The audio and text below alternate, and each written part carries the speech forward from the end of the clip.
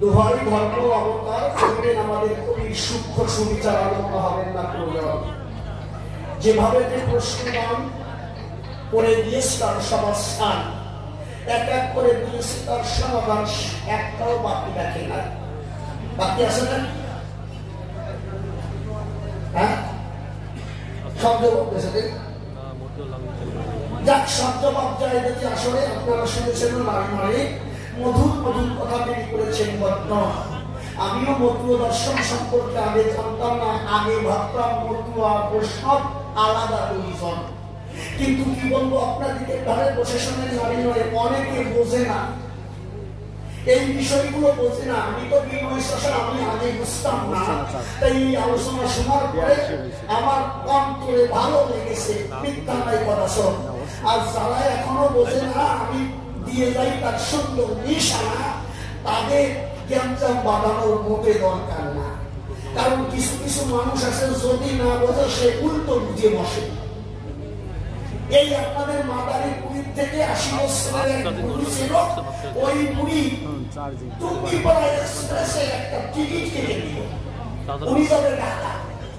কিন্তু আপনারা জানেন ঢাকা যেতে গেলে আপনাদের কাছে বলি খুলে টিকিট কিন্তু আগের থেকে ক্রয় করতে হয়। গাড়ি ছাড়ার সময় যদি ক্রয় করতে চান সিট তো পাবেনই না, দাঁড়ায় থাকবেন সর্বক্ষণ। কিন্তু আপনাদের কাছে বলা ভালো মাদারী পুরীর থেকে টিকিট কাটা হলো।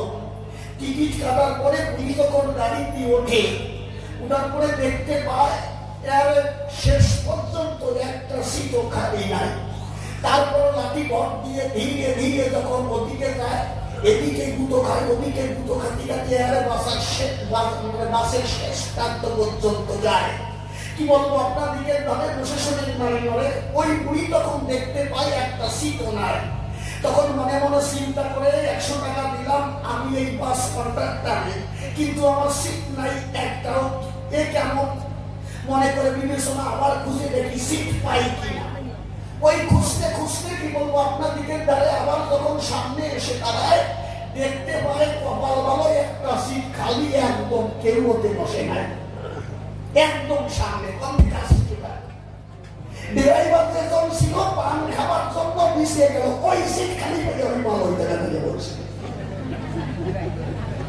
বুড়ি তখন ওখানে বসে বলে কিন্তু তুলসী মালা তোলে, হাতে নামের মালা জপ করছে সর্বক্ষণ।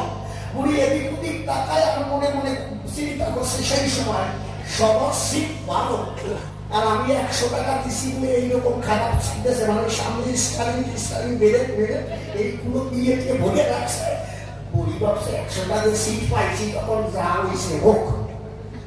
ড্রাইভারের সময় যখন হলো পান শেষ করে গাড়িতে উঠে পড়লো। এখন এই সর্বনাশ, ওনার সিট এক বুড়ি বলছে। বুড়িরই বলতেছে ও বুড়িমা, তা তুমি এই জায়গায় বলছো কেন? তো সেই জায়গায় বলবো না, কোন জায়গায় বলবো? সেইটা হচ্ছে আমার সিট। তোমার টিকিটটা দেখাও,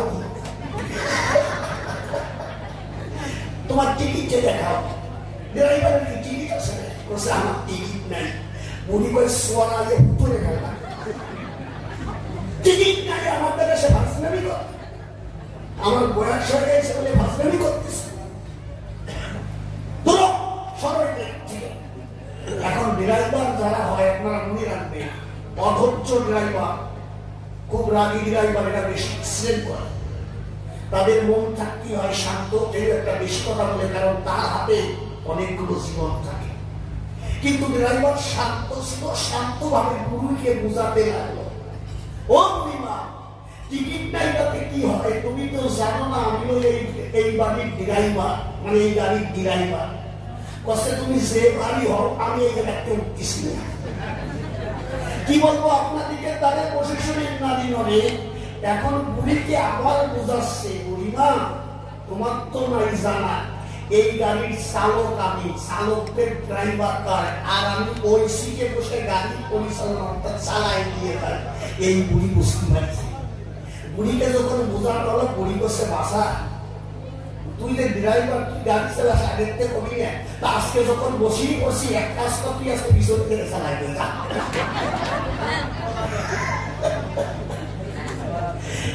মানে বুড়ি তো বুঝতেই পারতেছে না পিছনে যে চালানো যায়। এই জন্য কিছু কিছু মানুষ কিন্তু তাদের বোঝাবে বোঝে না। আমি এই কথা দিয়ে বোঝালাম সত্য সমাজ স্থান, প্রকৃত মতুয়া তত্ত্ব, প্রকৃত প্রজাতত্ত্ব এর ভিতরে আলাদা নয় কখন। কিন্তু আপনি চারিবেদ 14 শাস্ত্র 18 পুরাণ নবলক্ষ যতগুলো গ্রন্থ আছে সমস্ত গ্রন্থ দেখে দেখবেন ভাগবতের ভিতরে পরিষ্কার ভাবে লেখা আছে। আমি বলি আপনার দিকের কাছে, আচ্ছা ভাগবতে কি এমন কথা লেখা আছে যে তুমি হরিভক্তকে নিন্দা করো? আছে? লীলামৃত করে দেখবেন, লীলামৃতের ভিতরে কোন জায়গায় লেখা নাই তুমি কৃষ্ণ ভক্ত দেখলে, তুমি তার মালা দেখলে তোমার গা জ্বলে ওঠে, তুমি তারে ঘৃণা করবে, এরকম লেখা আছে নাকি? কোন শাস্ত্রে কিন্তু এইরকম নিদর্শন নাই। তাহলে আমরা যারা পণ্ডিত, আমরা শাস্ত্র করে আমরা কৃষ্ণকে গৌরকে আমরা কেন অপমান করি সবসময়? প্রকৃত সাধু যারা হয়, আমি দিয়ে যাই তার সত্য পরিচয়, তারা কখনো বিভেদ করে না কখন। এই জন্য বলি আপনার দিকের সদন কিন্তু আমাদের একটা জায়গায় ব্যথা দেখেছে কি, যারা কালীর উপাসক তাদের কি হয়? কালী ভক্ত হয়। যারা শিবের উপাসক তাদের বলা হয় শাক্ত ভক্ত। যারা গণেশের উপাসক তাদের বলা হয় গানভক্ত। আর যিনি বিষ্ণুকে জানেন তিনি হচ্ছেন বৈষ্ণব। আর কিন্তু বর্তমান কলিযুগের বাজারে হরিচাঁদ ঠাকুরকে যে ভালোবাসে, হরিচাঁদের মনোপ্রাণ সরে দিয়েছে হরিচন্দ্রের পায়, তারা কিন্তু প্রকৃত পক্ষে হরিভক্ত হয়। কিন্তু আমি বুঝি না ইহার মানে হরিচাঁদকে ভজনা করার পরে তারে কেন রাধা প্রেমের প্রেমী? এইটা একটু বুঝবার বিষয়। দেখি বুঝাই আসে কি জবাব দেয়। কি ভালো দেবে না তো জবাব? কি জানি কি দেবে? ওই ভয় মা কথা কই না, চুপ করে থাকবো। আর এমনি বয়স হয়ে গেলে একটু কথা বেশি হয়। কেন কথা কয়? মানে গুরু আর গুরু সমান, গুরু আর গুরু সমান। মানে ওই একটা কথা না বলে পারতেছে, ওই ছোট্ট মানে ভালো একটা গায়ক আছে, ভালো গায়ক, মানে এত সুন্দর গায়ক, গাওয়ার পরে মুখে কটা দাঁড়িয়ে আছে, ভূষান্তের দাঁড়িয়ে আছে, ডাক আসছে ওরা দাঁড়িয়ে আছে, গান ধরছে, মানে হারমোনিয়াম মাস্টার ধুলিয়ে এরপরে পাশাপাশি দেওয়া জানাচ্ছি তো এত বড় বিএসএল গান ধরছে, সব জিনিস। আর শ্রোতার কথা তো বলবোই না, একটা শ্রোতা না, কিটার বুড়ি আছে ওই কুটি করে গান দিছে। এখন ওই শোক বুঝে গান গাচ্ছে তো গায়ক যে শোক আমাদের কি একটা লোক নাই কোয়ালে গেল। এখন দেখি এক বুড়ি ওই কুটি করে কাঁদতেছে। এখন ভাবতেছে রাগ রাগিনী বোঝার মতো একটা শ্রোতাও নাই, একমাত্র ওই বুড়ি আছে। এখন ভাবছে এত ভালো কাঁদতেছে, আমার গান শুনে অন্তত ওনারে যাইয়া একটু প্রণাম করা দরকার। ওই বুড়িকে যাইয়া প্রণাম করেছে, গান বুড়িকে বলেছে, মা ও বুড়ি মা, তুমি মনে হয় শুনছো আমার গান, তোমার মনে হয় ভালো লাগতেছে? কোসে না রে বাবা, তোর গান শুনে কাঁদতিস। তার মানে কোসে দেখ আমার 21টে ভাটা ছিল, তার একটা ভাটা মরে গেছে, এইরকম দাড়ি, আমি যখন খাবার দিতাম ওই খাবোই তবে খাবো, আর তুই তো গান গাচ্ছিস, তোর ওই চাউলা নিতে যাবো। ওইটা দেখে আমার মনে হচ্ছে যে ওই তোমার গান গাচ্ছে। এই জন্য বলি আপনাদের কাছে প্রকৃত যা দর্শন করা যায় কিন্তু সেটা মেনে নেওয়া যায় না। বসে দেখবেন আমার কথা শুনে, যদি কবি গান গাই আপনারা কিছু যদি না পান সত্য করে প্রকাশ করে যায়, দেখেন দর্শনটা কেমন। মায়েদের কাছে প্রকাশ করে মা এক সময় আপনারা ছিলেন কিন্তু নারী, এই সামনে করে ঘুরে করিস, আপনারা ছিলেন কিন্তু নারী। বাবা মা যখন বিয়ে দেয় নাই, বাপের বাড়ি ছিল সেই সময়, থাকার পরে বাবা মা মনে মনে চিন্তা করে এই মেয়েটারে দিতে হবে একটা পুরুষের হাতে। তখন বাবা মা, তখন এখনকার দিনে তো বাবা মা লাগে না, লাগে বাবা মা, এখন আর বাবা মা লাগে না। কি বলবো আপনাদিকে ধারে, তখন বাবা মা মেয়ে যোগ্য হবার পরে ছেলে খুঁজতে যায়, বাড়ির যেটা দেখা কথা হয় তারা বাড়ি একটা ছেলের বাড়িতে যায়। ছেলের বাড়িতে দেখার পরে ছেলেকে যখন পছন্দ করে তখন যেটা দেখা বাড়িতে এসে মাদের শোনায়। তখন ওই মা ডাক দিয়ে, মেয়ের মা ডাক দিয়ে তখন মেয়েরে কয়, তোর বাবা একটা ছেলে দেখতে গিয়েছিল, খুব সুন্দর ছিল, ছেলেটা কিন্তু একদম সুন্দর নয়, তোর বাবা কিন্তু সামনে শুক্রবার বিয়ে ঠিক করে এসেছে, তোর কিন্তু মনে মনে প্রস্তুতি নেওয়া ভালো হয়। এই কথা শোনার পরে মেয়েটা চিন্তা করে, আমার মা বাবা তো ভালো ছেলের হাতে দিতে চায়, কারণ মা বাবা তো সন্তানের মঙ্গল চায়। ওই মেয়ে কিন্তু কোনোদিন ওই ছেলেটাকে দেখে নাই, ওই ছেলেটাও কিন্তু মেয়েকে দেখে নাই। এই জন্য বিবাহ করার সময় আপনারা দেখবেন, বিবাহ করার সময় একটা পর্ব আছে, এটা হচ্ছে শুভ দৃষ্টি।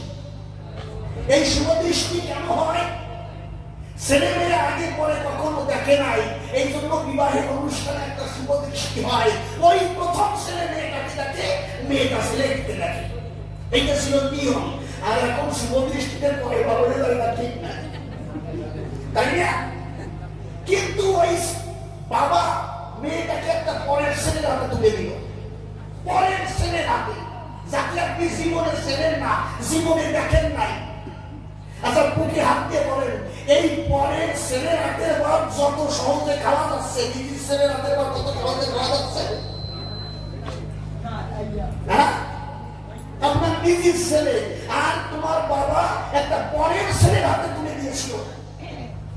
যখন তুলে দেয়, ছেলেটাকে ডাক দিয়ে কয়, বাবা আমার মেয়েটাকে আমি জীবন যৌবন মনোপ্রাণ সঁপে দিয়ে আমি মেয়েটাকে মানুষ করেছি, আজ থেকে তোমার উপরে দায়িত্ব। ওই ছেলেটা যত কষ্ট করে আপনাদের ভাব দেয়, নিজের ছেলে কিন্তু সেভাবে দেয় না কখন। এই জন্য ছেলে মেয়ে মানুষ করতে হলে আগে জানতে হবে তোমার মতুয়া দর্শন। এই মতুয়া দর্শন জানতে হলে গুরুজনদের আদর্শ আপনার প্রধান নিয়ম। কারণ এই যে আমরা দেখলাম এখানে এত অনুন্নত রয়েছে, কেন? আপনার ছেলে যদি এমবিবিএস ডাক্তার হয়, তাহলে এই জায়গায় ডাক্তার নাকি না, এ কোথায় যাবে? এই এমন একটা স্থানে যাবে যেখানে বড় বড় ভালো ভালো ব্যক্তিরা তাকে সত্যজন। এই জন্য গুরুজনদের আদর্শ যদি কেউ পায়, আমি বলে যাই বর্তমান, সে তখন এই জগৎ সংসারের শ্রেষ্ঠ কিনা, তার মতো শ্রেষ্ঠ নয় বিশ্ব বসুধার। এই জন্য মতুয়া দর্শন ঘোষার আলোচনা শুনে খুব ভালো লেগেছে অন্তরে। খাদ্য না কাজ করে দুঃখ নাই, ছেলে মেয়ে শিক্ষা দিবে, এইটাই আমি চাই। শিক্ষা দিলে পরে চেতনা জাগবে অন্তরে। আমরা কিন্তু আগে এই যে মায়েরা দেখেন, কিছু অবান্তর কথা কই, এখনো গ্রাম অঞ্চলে আছে কিনা জানি না, যখন ছেলে মেয়ে হয়, যখন ছেলে মেয়ে হয়, দেখবেন ছেলে মেয়ে হওয়ার সঙ্গে ওই ছেলের পাশে একটা জায়গা রাখে, তারপরে কিছু লোহা রাখে, তারপরে আরো একজন স্যান্ডেল রাখে, রাখে তো রাখে না, আশকলির ডাল রাখে, জাল রাখে। এইগুলো রাখে কেন জানেন? বাবা জানেন? কয় না আমি জানি না। কে জানে? আমার শাশুড়ি জানে। শাশুড়ি জিজ্ঞেস করবেন, আমি জানি না, আমি শুনেছি। তার কাছে জিজ্ঞেস করবেন, আমি জানি না, আমি শুনেছি। খুঁজতে খুঁজতে খুঁজতে খুঁজতে কি হবে না। কিন্তু আপনি শিক্ষিত হয়েছেন, বোঝেন না কোনটা কর্ম কোনটা কর্ম না। এই জন্য গুরুদেব ঠাকুর শিক্ষার অধিকার করেছে। মেডিকেল সায়েন্সে কি আমার ধর্মগ্রন্থে কি বলেছে? শাস্ত্রে বলেছে, একটা শিশু যখন জন্মগ্রহণ করে, জন্মগ্রহণ করার পরে ওই শিশু প্রথম যাই স্পর্শ করে, সেই স্পর্শ আনন্দ তার শরীরে জাগে। কিছু উচ্চবাদী ব্রাহ্মণ ছিল, আপনাদের কাছে বলা ভালো, তারা করে বর্ণনা, এই নিচু জাতিদের কোন রকম উপরে উঠতে দেওয়া যাবে না, এদের প্রথম সন্তান হওয়ার আগে এদের গর্ভ নষ্ট করে দিতে হবে। এই জন্য এরা বিবাহের সময় একটা প্রচলন শুরু করেছে, কি যে এরা হচ্ছে শূদ্র, এরা হচ্ছে অস্পৃশ্য, এদের শুদ্ধ করতে হবে, গোসি না খাওয়াই। কি বিয়ের সময় খাওয়ায় না?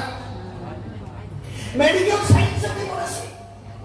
এই গোসিনা এমন একটি বস্তু, আপনি দেখবেন যারা মিস্ত্রি কাজ করে এরা ভালো জানে, এই গোসিনার ভিতরে যদি কোনো কাঠ রাখে, কিছুদিন রাখার পরে ওই কাঠ কুনি তো দূরের কথা, কুনির বার হয়ে আসতে পারে। তাই না? সত্যি কথা কি না?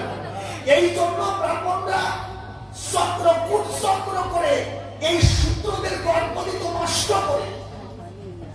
গোসিনা খাওয়াইয়া মিথ্যা কথা নয়, কিন্তু আপনি জিজ্ঞেস করবেন আপনার শাশুড়ির কাছে, শাশুড়ি বলবে আমি জানি না, আমার শাশুড়ির কাছে শুনেছি। এইগুলো হচ্ছে মতুয়া দর্শন, যেগুলো জানার পরে আপনি বুঝতে পারবেন আপনার সঙ্গে কত বড় বেঈমানি করা হয়েছে। ছেলে যখন জন্মগ্রহণ করে আসলে তার মানে কি ওতে বুধ থাকে, যার স্পর্শ মানে কি আপনার ছেলে ভালো শিক্ষিত হবে না, লোহার স্পর্শ এগুলো কখনো ভালো নয়। কিন্তু উচ্চ জাতের ব্রাহ্মণরা যেমন ছিল আপনাদের কাছে বলা ভালো, এদের যখন ছেলে মেয়ে হয়, ছেলে মেয়ে হবার পরে এদের দেখবেন জন্মগ্রহণ করার পরে খবর নিয়ে দেখবেন এরা জন্মগ্রহণ করার সঙ্গে সঙ্গে কোনো একটা ধর্মীয় পুস্তক রাখবে, না হলে জ্ঞান পাওয়ার জন্য ওখানে বই সংরক্ষণ করা হবে, ওরা জন্ম পাওয়া বাস্তব। আর তোমাদের জন্য মানে হাবিজ আমি দিয়ে বলি রাখবে, এগুলো আপনাদের বিশেষভাবে শোনা যায়। এগুলো হচ্ছে মতুয়া দর্শন। যখন আপনি জানতে পারবেন তখনই বুঝতে পারবেন গুরুচাঁদের আদর্শ কিসের জন্য গুরুচাঁদ ঠাকুর এই নবসূত্রের জন্য লড়াই করেছে। কি বলবো, আপনাদেরকে ধারে বসে শোনেন নারী নয়।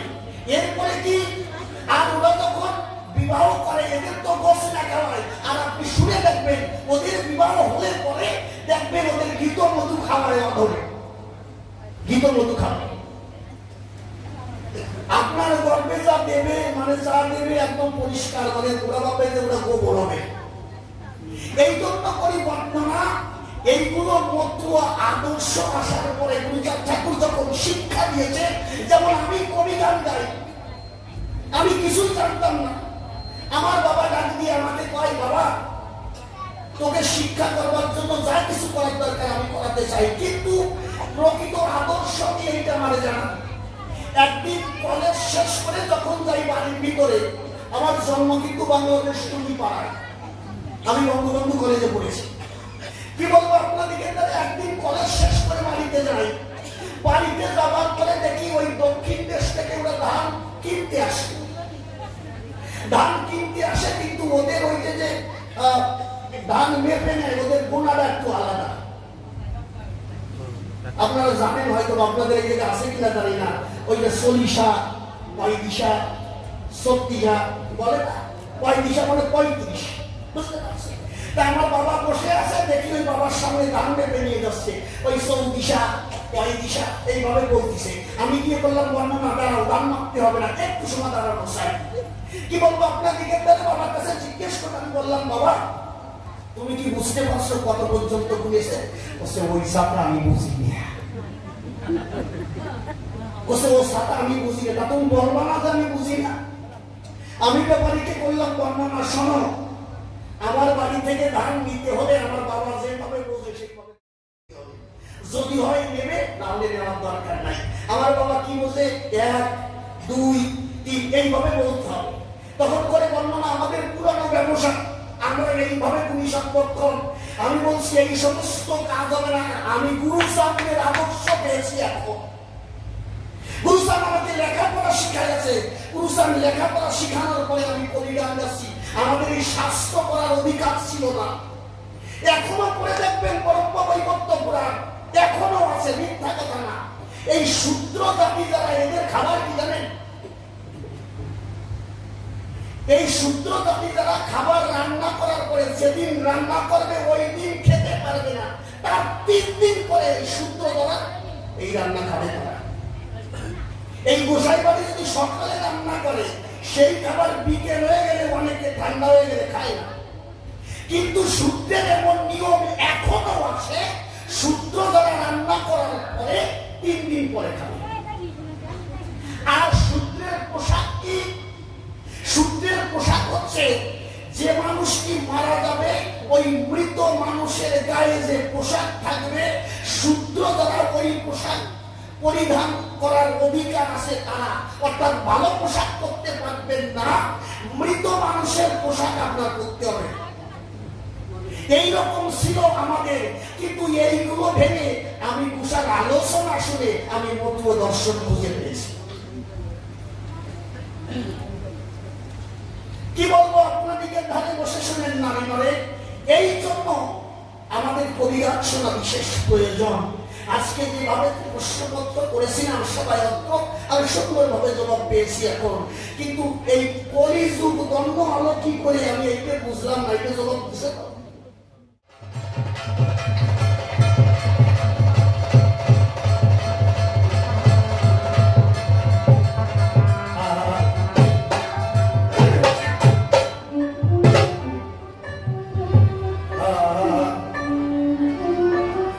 আমার যে পাগল বলে আমার যে পাগল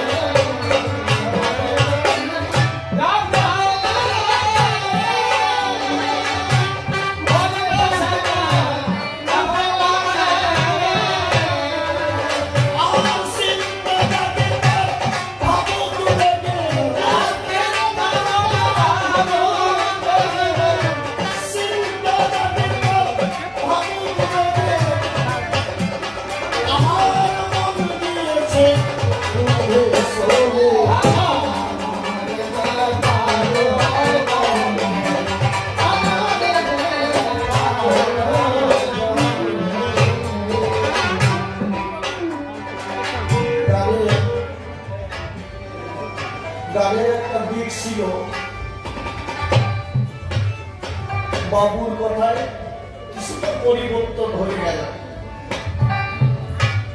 আমার গুরুদেব কি বলেছে আমি অল্প অল্প শুনেছিলাম,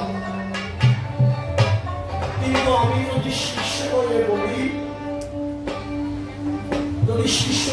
তাহলে গুরুদেব যেটা বলেছে সেটা আমি কি বলবো? আপনারা জবাব দেন। আমার গুরুদেব যদি একটা সিদ্ধান্ত দেয় যে আমি কি বলবো, আমি যদি বলি গুরুদেবের সিদ্ধান্ত ভুল হয়েছে, তাহলে গুরুর প্রতি আমার বিশ্বাস নেই।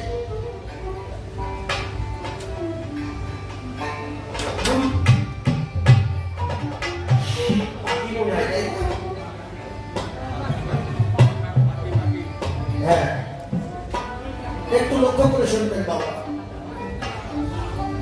গারস্থ প্রশাস্ত ধর্ম, যদি আমরা শাস্ত্র নিয়ে কথা বলি, শাস্ত্র যেভাবে প্রকাশ করে ওই বাবু আসলে দাঁড়িয়ে বললো আমরা ঠাকুর বাড়ি যেতে যেতে আড়াই লক্ষ শিখেছি। এটা সত্যি কথা। আমি একা যে শাস্ত্র জানি তা না, আমার মতো পণ্ডিত এরকম অনেক আসলে বসে আছে। আগে এরকম ছিল না, আগে সরকার মশাইয়ের দাপট কোথায় ভেঙে। কিন্তু আমি মনে করি গুরুদেব যে সিদ্ধান্ত দিয়েছে তার উপরে কথা বলবো না, এর উপরে যদি কোনো আলোচনা থাকে গুরুদেব সে করবে। কিন্তু একটা কথা বলি, একটা হচ্ছে গারস্থ প্রশস্ত ধর্ম, আরেকটা হচ্ছে ব্রহ্মচারী। আমি একটা উদাহরণের মাধ্যমে বোঝাবো, যাদের কিছুটা ব্রেন আছে তারা বুঝে নেবে, আর যারা বুঝবে না আমি বানাই বলবো না। গণেশ পাগল আর তারকেশ্বর একটা আলোচনা হয়েছিল কে শ্রেষ্ঠ জগৎ সংসার। সেখানে ফলাফল এসেছিল তাই যে তারকেশ্বর সংসারই করেছে আর গণেশ পাগল সংসার করে না। কিন্তু গণেশ পাগলের থেকে তারকেশ্বর শ্রেষ্ঠ হয়েছিল। কেন? গণেশ পাগল বলেছিল আমি ব্রহ্মচারী, আমি ঈশ্বরের সাধনা করে ঈশ্বরকে পেয়েছি, কিন্তু কিভাবে? আমার পাশে আমার পিছনে কোনো লেখক ছিল না, আমার ছেলে ছিল না, মিলে ছিল না, আমার মানে গায়ের পোশাক পর্যন্ত নাই, কোন রকম লেনটি থাকতো, কোনো সময় থাকতো। আমি সাধনা করতে করতে শেষ করে পৌঁছাইছি, আমার মাথায় কিন্তু কোনো বোঝা নাই, কিন্তু তারকেশ্বর মাথায় সংসারের একটা বোঝা ছিল। স্ত্রী ছিল, মেয়ে ছিল, সেই সংসারের বোঝা নিয়ে সে আমার কাছে এসে দাঁড়িয়েছে। তার মানে সে বোঝা নিয়ে যখন এসে দাঁড়িয়েছে আর আমার কোনো কিছু নাই, আমি ওখানে দাঁড়িয়েছি, আমি মনে করি সংসারের বোঝা নিয়ে যে দাঁড়িয়েছে সেই শ্রেষ্ঠ। কিন্তু দুইজন যে ভগবানকে পাবে না এমন সিদ্ধান্ত না। কিন্তু একজন সাধু যদি হতে হয়, কলেজ টিচার যদি কেউ থেকে থাকেন, প্রফেসর থেকে থাকেন, সারা বছর ধরে আপনি পড়াশোনা করাবেন ছাত্রদের। আচ্ছা, ছাত্ররা পড়লো কিনা, ছাত্ররা আমার কথা মানলো কিনা, এর জন্য একটা পরীক্ষা হয় না? হয়তো পরীক্ষাটা কেন হয়? তখন বোঝা যায় কে পড়েছে কে পড়েনি। ঠিক তেমন গারস্থ প্রশস্ত ধর্ম এমন, যারা ব্রহ্মচারী তারা সাধনা, আমি এরকম কথা বলতেছি না, কিন্তু আমি তারকেশ্বরকে বোঝালাম। মানে নারীর কাছে থাকার পরে যদি বাস করতে পারে, আগে তো মনটা রাখতে হবে একজনের কাছে, নাকি বলে কিনা দেখতে হবে। যদি না বলে তাহলে মনটা খারাপ না ভালো, আর যদি বলে যায়। কিন্তু আমার সিদ্ধান্ত এরকম নয় যে যারা ব্রহ্মচারী তারা পাবে না, কারণ গুরুচন্দ্রের ব্রহ্মচারী ছিল দাদা পাইছ, তাই না? তারা গুরুচন্দ্র পায় না, পেয়েছি। সাধু যারা, একজন সাধু